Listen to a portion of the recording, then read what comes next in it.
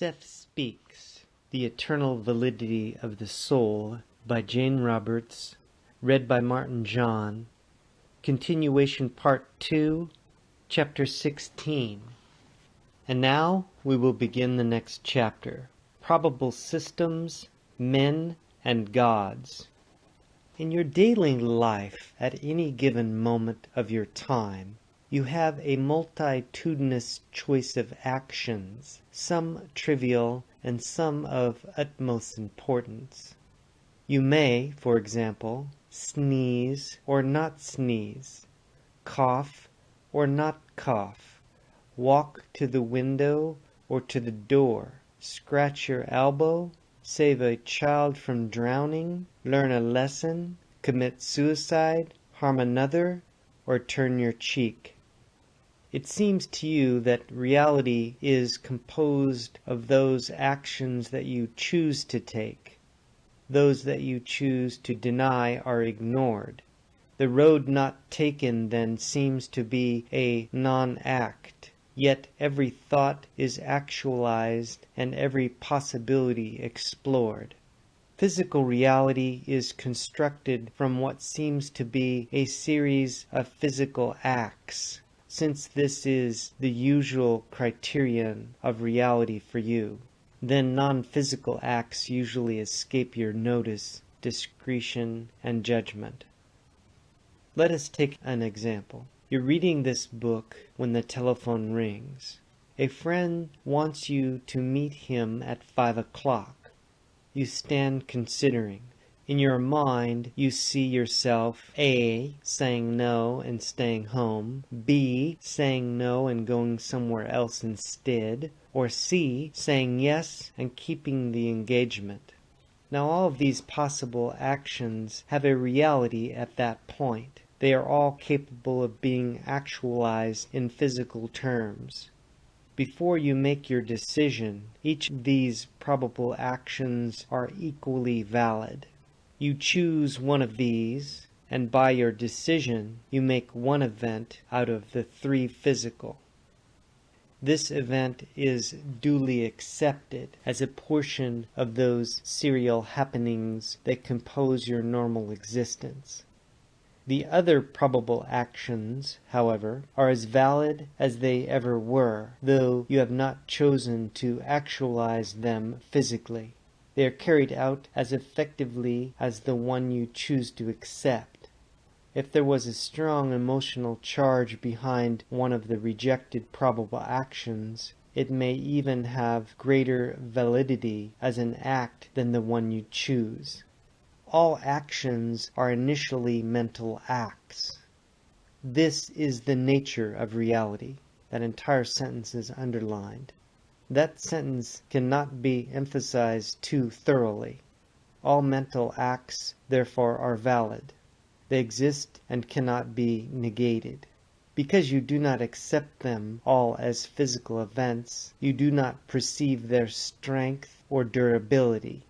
Your lack of perception cannot destroy their validity, however. If you wanted to be a doctor and are now in a different profession, then in some other probable reality you are a doctor. If you have abilities that you are not using here, they are being used elsewhere. Now, again, these ideas may seem impossibly rich for your mental blood because of your propensity toward serial thought and 3-dimensional attitudes. You may take a 3-dimensional break. Now these facts do not deny the validity of the soul, but instead add to it immeasurably. The soul can be described, for that matter, as a multidimensional, infinite act, each minute probability being brought somewhere into actuality and existence. An infinite creative act that creates for itself infinite dimensions in which fulfillment is possible. The tapestry of your own existence is simply such that the 3-dimensional intellect cannot behold it.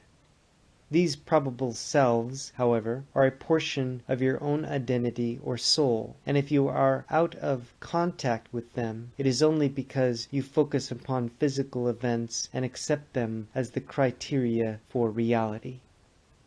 From any given point of your existence, however, you can glimpse other probable realities and sense the reverberations of probable actions beneath those physical decisions that you make.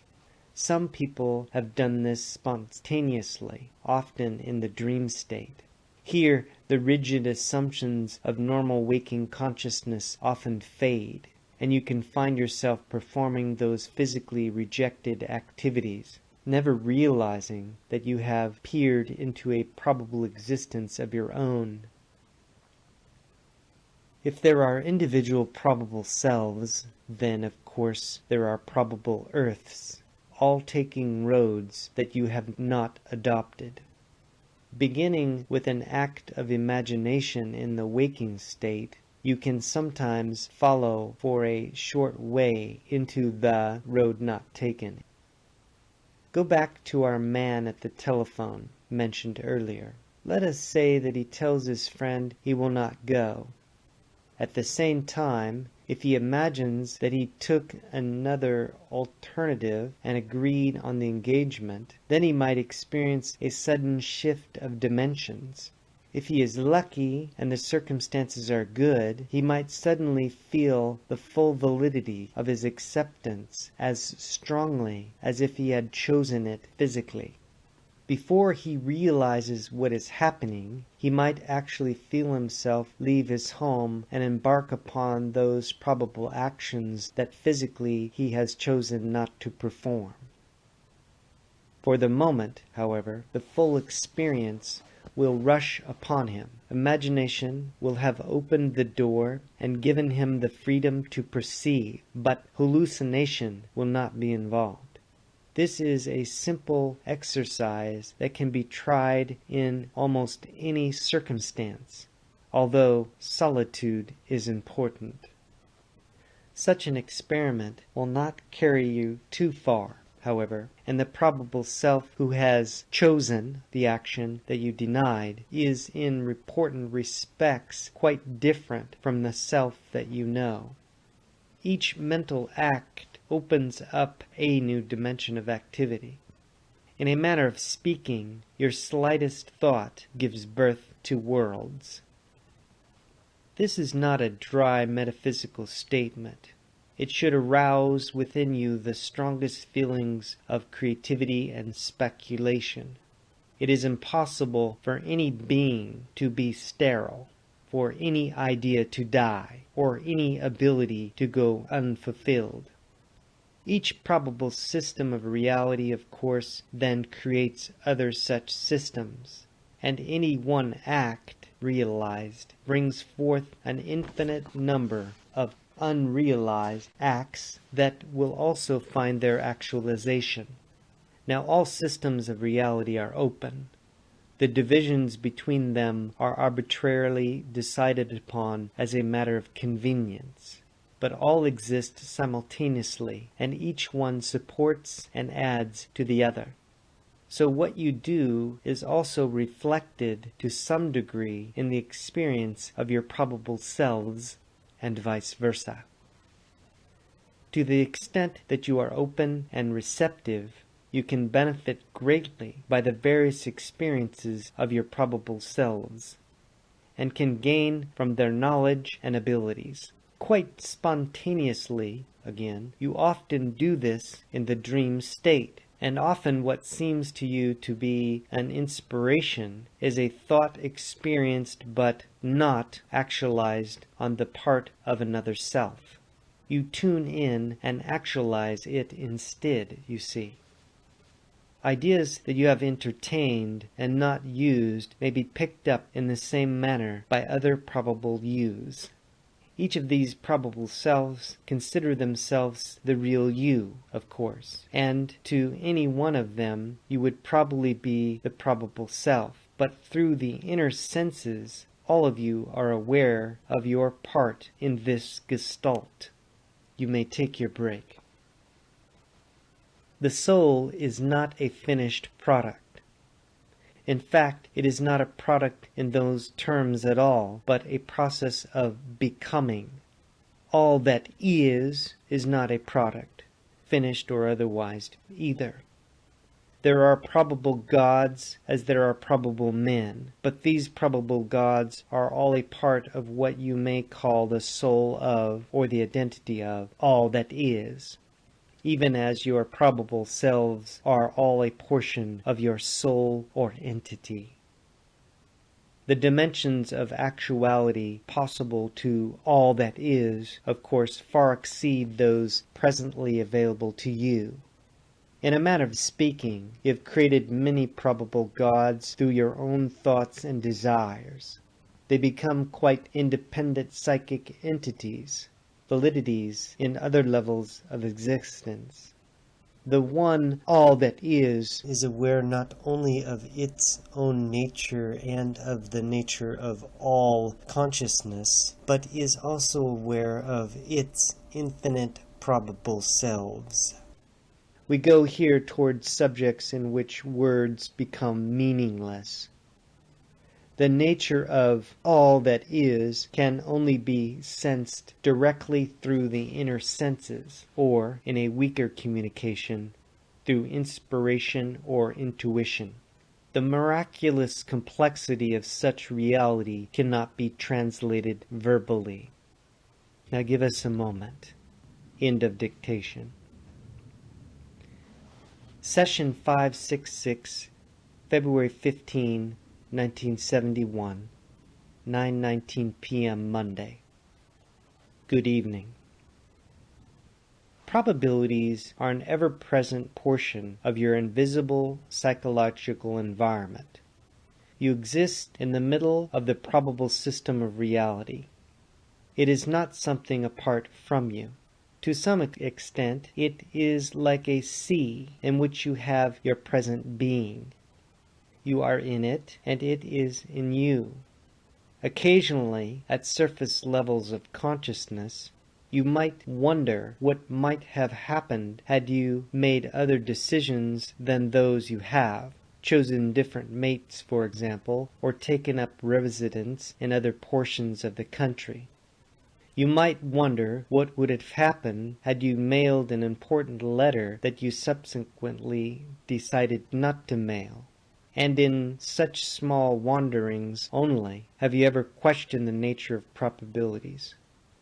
But there are deep connections between yourself and all those individuals with whom you have had relationships, and with whom you were involved in deep decisions. These are not nebulous. They are profound psychological interconnections that bind you each to each, particularly in a telepathic framework, though this may be beneath normal consciousness.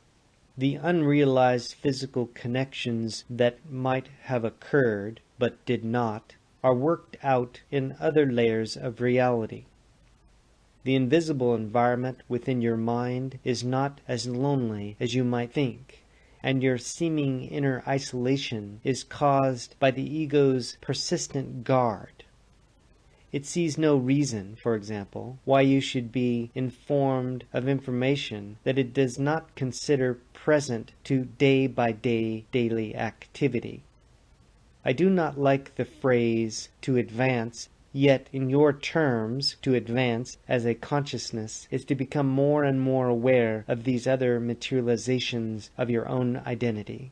The probable selves are to gain awareness of the other probable selves, and to realize that all are various manifestations of the true identity. They are not lost, buried, or negated in some super-self, without free will, self-determination, or individuality. Instead, the identity is what they are, with full freedom to express all probable actions and developments, both in this reality and in others that you do not know. As you sit reading this book in your present moment of time, you are positioned in the center of a cosmic web of probabilities that is affected by your slightest mental or emotional act. Your thoughts and emotions, therefore, go forth from you, not only in all physical directions, but in directions that are quite invisible to you, appearing in dimensions that you would not presently understand. Now you are also the receiver of other such signals coming from other probabilities that are connected with your own, but you choose which of those probable actions that you want to make real or physical in your system, as others also have the freedom of choice in their systems. You originate ideas then and receive them, but you are not forced to actualize unrealized probable acts that come to you from other probable selves. Now there is a natural attraction between yourselves and other probable selves. Electromagnetic connections having to do with simultaneous propulsions of energy. By this I mean energy that appears simultaneously both to you and probable selves in other realities. Psychic connections having to do with a uniting sympathetic emotional reaction and a connection that shows up very strongly in the dream state. In that state, with the functions of the ego somewhat stilled, there is some considerable communication between various portions of the entire identity. In dreams, you may have glimpses of probable roads that you might have taken. You may think that these are fantasy, but instead you may be perceiving a legitimate picture of events that did occur within another system of probabilities. Now you may take your break. One event can be actualized by more than one probable self, however, and you will resemble some probable selves more than others, because you are involved in an intricate psychological gestalt such as this, and because the connections mentioned earlier do exist. You can avail yourself to some extent of abilities and knowledge possessed by these other probable portions of your personality. The connections make for quite constant bleed-throughs. Once you are aware of the probable system, however, you will also learn to become alert to what I here call benign intrusive impulses. Such impulses would seem to be disconnected from your own current interest or activities, intrusive in that they come quickly into consciousness, with a sense of strangeness as if they are not your own. These can often offer clues of various kinds. You may know absolutely nothing about music, for example, and one afternoon, while in the middle of some mundane activity, be struck by a sudden impulse to buy a violin. Such an impulse could be an indication that another probable portion of your identity is gifted with that instrument. I'm not telling you to run off and buy one, but you could, however, act on the impulse as far as is reasonably possible, renting a violin, simply acquainting yourself with violin concerti, etc. You would learn the instrument far quicker, you see, if the impulse was originating with a probable self. Goes without saying, then, that probable selves exist in your future as well as your past. It is very poor policy to dwell negatively on unpleasant aspects of the past that you know, because some portions of the probable self may still be involved in that past. The concentration can allow greater bleed-through and adverse identification, because that part will be one background that you have in common with any probable selves who sprang from that particular source. To dwell upon the possibility of illness or disaster is equally poor policy, for you set up negative webs of probabilities that need not occur. You can theoretically alter your own past as you have known it, for time is no more something divorced from you than probabilities are. The past existed in multitudinous ways. you only experienced one probable past. By changing this past in your mind now, in your present, you can change not only its nature but its effect, and not only upon yourself but upon others. Pretend a particular event happened that greatly disturbed you. In your mind, imagine it not simply wiped out, but replaced by another event of more beneficial nature. Now this must be done with great vividness and emotional validity, and many times. It is not a self-deception. The event that you choose will automatically be a probable event, which did in fact happen, though it is not the event you choose to perceive in your given probable past. Telepathically, if the process is done correctly, your idea will also affect any people who were connected with the original event, though they can choose to reject as well as accept your version. This is not a book on techniques, so I will not go into this particular method deeply, but merely mention it here.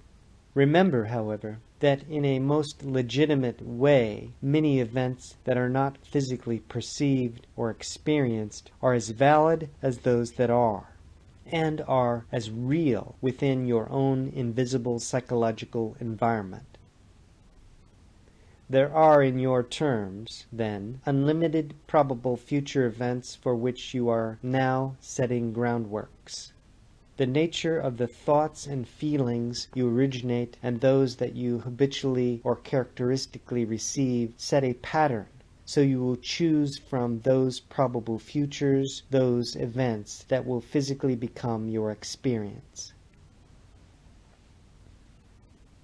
Because these are bleed-throughs and interconnections, it is possible for you to tune into a future event, say of an unfortunate nature, an event for which you are headed if you continue on your present course. A dream about it, for instance, may so frighten you that you avoid the event and do not experience it. If so, such a dream is a message from a probable self who did experience the event.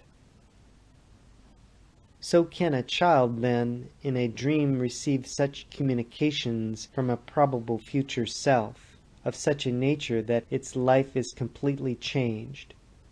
The entire identity is being now. All divisions are merely illusions. So one probable self can hold out a helping hand to another, and through these inner communications the various probable selves in your terms begin to understand the nature of their identity. Now this leads to other adventures in which whole civilizations may be involved, for as individuals have their probable destinies, so do civilizations, nations, and inhabited planetary systems. Your historical Earth, as you know it, has developed in many different ways, and there is a deeply unconscious connection that unites all such manifestations. In their own way, even atoms and molecules retain a knowledge of the forms through which they have passed. And so the individuals that compose any given civilization contain deep within themselves the inner knowledge of experiments and trials, successes and failures, in which the race have also been involved at other levels of reality. You may take your break. In some probable realities, Christianity, as you know it, did not flourish. In some, males did not dominate. In others, the makeup of physical matter simply followed different lines.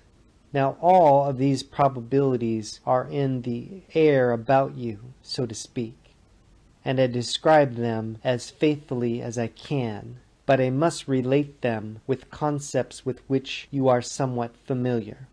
To some extent, then, the truth must be sifted through your own conceptual patterns in order for you to comprehend it at all.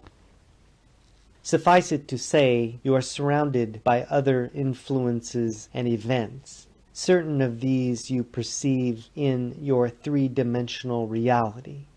You accept them as real without realizing that they are only portions of other events. Where your vision fails, you think reality ceases. So again, you must train yourselves to look between events, between objects, within yourself when you do not seem to be doing anything. Watch out for events that appear to make no sense, for they are often clues to larger invisible events. In dictation. Session 567, February 17, 1971, 9:14 p.m. Wednesday. Good evening. We will resume dictation. The nature of matter itself is not understood. You perceive it at a certain stage, using your terms now and speaking as simply as possible. There are other forms of matter beyond those you see. These forms are quite real and vivid, quite physical, to those who react to that particular sphere of activity. In terms of probabilities, therefore, you choose certain acts, unconsciously transform these into physical events or objects, and then perceive them. But those unchosen events also go out from you and are projected into these other forms. Now the behavior of atoms and molecules is involved here, for again these are only present within your universe during certain stages. Their activity is perceived only during the range of particular vibratory rhythms. When your scientists examine them, for example, they do not examine the nature, say, of an atom. They only explore the characteristics of an atom as it acts or shows itself within your system. Its greater reality completely escapes them. You understand that there are spectrums of light, so are there spectrums of matter. Your system of physical reality is not dense in comparison with some others. The dimensions that give you physical matter barely begin to hint at the varieties of dimensions possible. Some systems are far heavier or lighter than your own, though this may not involve weight in the terms with which you are familiar. Probable actions emerge, then, into matter systems quite as valid as your own, and quite as consistent. You are used to thinking in single-line thoughts, so you think of events that you know as complete things or actions, not realizing that what you perceive is but a fraction of their entire multidimensional existence. In greater terms, it is impossible to separate one physical event from the probable events, for these are all dimensions of one action. It is basically impossible to separate the you that you know from the probable yous of which you are unaware, for the same reasons. There are always inner pathways, however, leading between probable events, since all of them are manifestations of an act in its becoming. Then the dimensions between these are illusions. The physical brain alone cannot pick up these connections with any great success. The mind, which is the inter-counterpart of the brain, can at times perceive the far greater dimensions of any given event through a burst of sudden intuition or comprehension that cannot be adequately described on a verbal level. As I have said frequently, time as you think of it does not exist. Yet in your terms, time's true nature could be understood if the basic nature of the atom was ever made known to you. In one way, an atom could be compared to a microsecond. It seems as if an atom exists steadily for a certain amount of time. Instead, it phases in and out, so to speak. It fluctuates in a highly predictable pattern and rhythm. It can be perceived within your system only at certain points in this fluctuation, so it seems to scientists that the atom is steadily present. They are not aware of any gaps of absence as far as the atom is concerned. In those periods of non-physical projection, the off periods of fluctuation, the atoms appear in another system of reality. In that system, they are perceived in what they are on points of fluctuation, and in that system also then the atoms seem to appear steadily. There are many such points of fluctuation, but your system, of course, is not aware of them, nor of the ultimate actions, universes, and systems that exist within them. Now, the same sort of behavior occurs on a deep, basic, secret, and unexplored psychological level. The physically oriented consciousness responding to one phase of the atom's activity comes alive and awake to its particular existence, but in between are other fluctuations in which consciousness is focused upon entirely different systems of reality, each of these coming awake and responding, and each one having no sense of abstinence, and memory only of those particular fluctuations to which they respond. Now you may take your break. These fluctuations are actually simultaneous. It would seem to you as if there would be gaps between the fluctuations, and the description I have used is the best one for our purposes. But the probable systems all exist simultaneously and basically. Following this discussion, the atom is in all these other systems at one time. Now, we have been speaking in terms of fantastically swift pulses or fluctuations, so smooth and brief that you do not notice them. But there are also slower, more vast, longer fluctuations from your end of the scale. These affect entirely different systems of existence than any closely connected with your own. The experience of such kinds of consciousness is highly alien to you.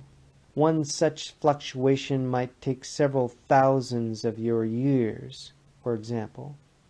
These several thousand years would be experienced, say, as a second of your time, with the events occurring within it perceived simply as a present period. Now, the consciousness of such beings would also contain the consciousness of large numbers of probable selves and systems, experienced quite vividly and clearly as multiple presents. These multiple presents can be altered at any of an actual number of infinite points. Infinity not existing in terms of one indefinite line, but in terms of numberless probabilities and possible combinations growing out of each act of consciousness. Such beings, with their multiple presents, may or may not be aware of your particular system. Their multiple present may or may not include it. You may be a part of their multiple present without even being aware of it.